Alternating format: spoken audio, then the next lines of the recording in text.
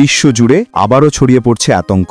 এক অজানা ভাইরাস নিয়ে শুরু হয়েছে নতুন উদ্বেগ। বিশ্ব স্বাস্থ্য সংস্থা WHO জানিয়েছে এই ভাইরাসটি হতে পারে একটি সম্ভাব্য বৈশ্বিক মহামারী। সূত্র জানাচ্ছে আফ্রিকার এক প্রত্যন্ত অঞ্চলে প্রথম এই ভাইরাস শনাক্ত হয়, যেখানে কয়েকজন অজানা রোগে আক্রান্ত হয়ে মারা গেছেন। শুরুর দিকে কেউ ভাবেনি এটি গুরুতর কিছু, কিন্তু কয়েক সপ্তাহের মধ্যেই রোগটি ছড়িয়ে পড়ছে পার্শ্ববর্তী দেশগুলোতেও। এই ভাইরাসের উপসর্গ এখনো পুরোপুরি স্পষ্ট নয়, তবে আক্রান্তদের মধ্যে দেখা যাচ্ছে উচ্চ জ্বর, শ্বাসকষ্ট ও তীব্র দুর্বলতা।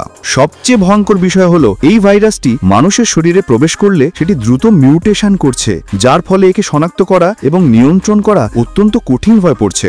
বিশেষজ্ঞরা বলছেন এই ভাইরাসটি হয়তো কোনো পশু থেকে মানুষের মধ্যে ছড়িয়ে পড়েছে, যেমনটা ঘটেছিল করোনা মহামারীর সময়। WHO ইতিমধ্যেই জরুরি বৈঠক করেছে এবং কয়েকটি দেশকে উচ্চ সতর্কবার্তা জারি করা হয়েছে। তবে এখনো পর্যন্ত কোনো কার্যকর ভ্যাকসিন বা চিকিৎসা আবিষ্কৃত হয়নি। গবেষকরা বলছেন এই ভাইরাস যদি নিয়ন্ত্রণে আনা না যায়, তাহলে আগামী কয়েক মাসের মধ্যেই এটি ছড়িয়ে পড়তে পারে পুরো বিশ্বে। কেউ কেউ বলছেন এই ভাইরাস হয়তো প্রাকৃতিক নয়, বরং কোনো ল্যাব থেকে দুর্ঘটনাবশত বেরিয়ে এসেছে। কিন্তু সত্যিটা এখনো অজানা, আর সেটাই এই আতঙ্ককে আরো গভীর করে তুলছে। তাহলে প্রশ্ন হচ্ছে, এটা কি সত্যিই এক নতুন মহামারীর শুরু, নাকি মিডিয়া সৃষ্ট ভয়? কমেন্টে জানান আপনার মতামত। আর এমন বাস্তব ও চমকপ্রদ তথ্য জানতে সাবস্ক্রাইব করুন RMI ইনফো হাব।